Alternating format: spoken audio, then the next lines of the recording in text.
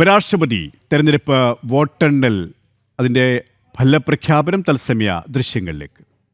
The counting of votes commenced at 6 p.m. The ballot box was opened in the presence of the authorized representatives of the contesting candidates, election observers and the counting officers, whom I had appointed to assist me in counting of votes. The ballot papers taken out were first scrutinized.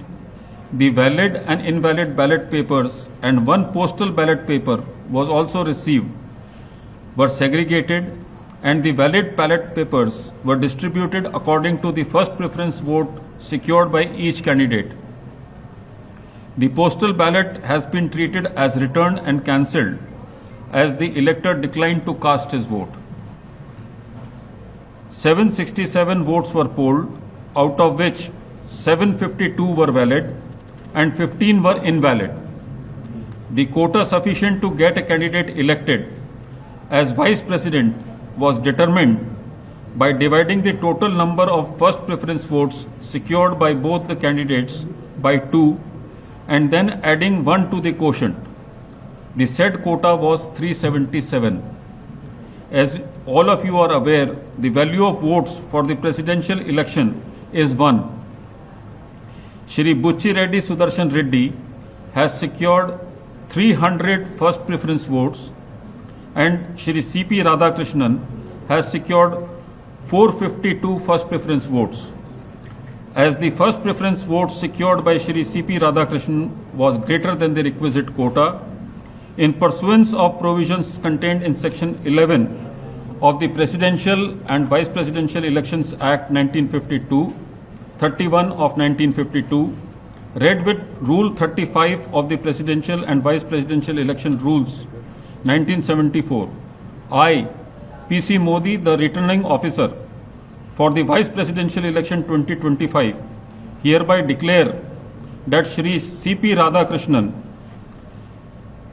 Jal Bhushan Raj Bhavan, Walkeshwar Road, Malabar Hill, Mumbai, has been duly elected to the office of Vice President of India.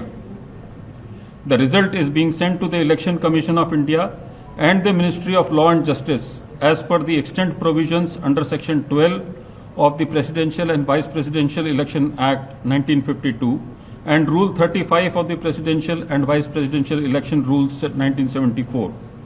Overall, the 17th Vice Presidential election was conducted in a free, fair and orderly manner.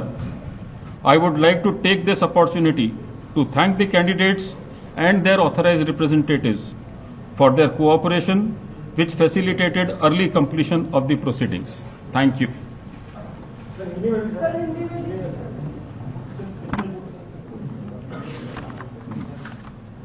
C P Radhakrishnan നിയുക്ത ഉപരാഷ്ട്രപതി ഔദ്യോഗിക ഫലപ്രഖ്യാപനം വിശദാംശങ്ങളുമായി ജിഷ്ണു ചേരുകയാണ്. ജിഷ്ണു, 452 സീറ്റുകളാണ് C P Radhakrishnan ലഭിച്ചത്.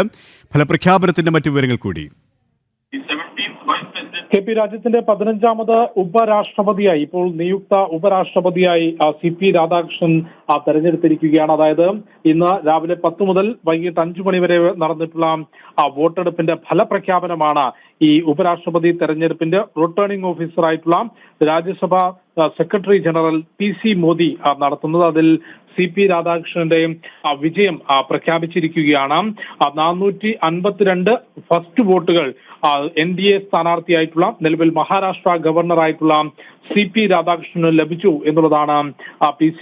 മോദി, അതായത് returning officer വ്യക്തമാക്കിയിട്ടുള്ളത്. 300 വോട്ടുകളാണ് ഈ പ്രതിപക്ഷത്തിന്റെ സ്ഥാനാർത്ഥിയായിട്ടുള്ള B. സുദർശൻ റെഡ്ഡിക്ക് ലഭിച്ചിട്ടുള്ള ഫസ്റ്റ് വോട്ടുകൾ. അത്തരത്തിൽ 452 വോട്ടുകളുടെ ഭൂരിപക്ഷത്തിൽ നിലവിൽ NDA സഖ്യത്തിന് 427 അംഗങ്ങളാണ് ലോക്സഭയിലും പാർലമെന്റിലും ചേർന്ന്. ലോക്സഭയിലെയും രാജ്യസഭയിലെയും മുഴുവൻ അംഗങ്ങൾക്കുമാണ് ഉപരാഷ്ട്രപതി തെരഞ്ഞെടുപ്പിൽ വോട്ട് ചെയ്യാനുള്ള അവകാശമുള്ളത്. അവിടെ 427 അംഗസംഖ്യ NDAക്ക് മാത്രമായിട്ടുണ്ട്. കൂടാതെ YSR കോൺഗ്രസ് ഉൾപ്പെടെ മറ്റ് കക്ഷികളുടെയും ഉൾപ്പെടെ വോട്ടുകൾ കരസ്ഥമാക്കിക്കൊണ്ടാണ് 452 ഫസ്റ്റ് വോട്ടുകൾ നേടിക്കൊണ്ടാണ് NDAയുടെ ഉപരാഷ്ട്രപതി സ്ഥാനാർത്ഥി സി പി രാധാകൃഷ്ണൻ ഇപ്പോൾ ഉപരാഷ്ട്രപതി തെരഞ്ഞെടുപ്പിൽ വിജയിച്ചിട്ടുള്ളത്. രാജ്യത്തിന്റെ 15ാമത് ഉപരാഷ്ട്രപതിയായി അടുത്ത് തീരുമാനിക്കുന്ന ദിവസം CP രാധാകൃഷ്ണൻ സത്യപ്രതിജ്ഞ ചെയ്ത് അധികാരമേൽക്കും. ഏതായാലും NDA സംബന്ധിച്ചും BJPയെ സംബന്ധിച്ചും വലിയ വിജയം. പ്രതിപക്ഷം വലിയ പ്രചാരണം നടത്തിയിരുന്നത് ഭരണപക്ഷത്തുനിന്ന് പോലും പ്രതീക്ഷിക്കാത്ത വോട്ടുകൾ പ്രതിപക്ഷത്തിന് സുദർശൻ റെഡ്ഡിക്ക് ലഭിക്കും എന്നുള്ളതായിരുന്നു. എന്നാൽ നേരെ തിരിഞ്ഞ് പ്രതിപക്ഷത്തുനിന്ന് പോലും NDA സ്ഥാനാർത്ഥിക്ക് വോട്ട് ലഭിച്ചിട്ടുണ്ടോ എന്നുള്ളതാണ് ഇപ്പോൾ കണക്കുകൾ പരിശോധിക്കുമ്പോൾ നോക്കേണ്ടത്. 427 അംഗങ്ങൾ മാത്രമാണ് NDAക്ക് ലോക്സഭയും രാജ്യസഭയിലെയും അംഗങ്ങൾ പരിശോധിക്കുമ്പോൾ ഉള്ളത്.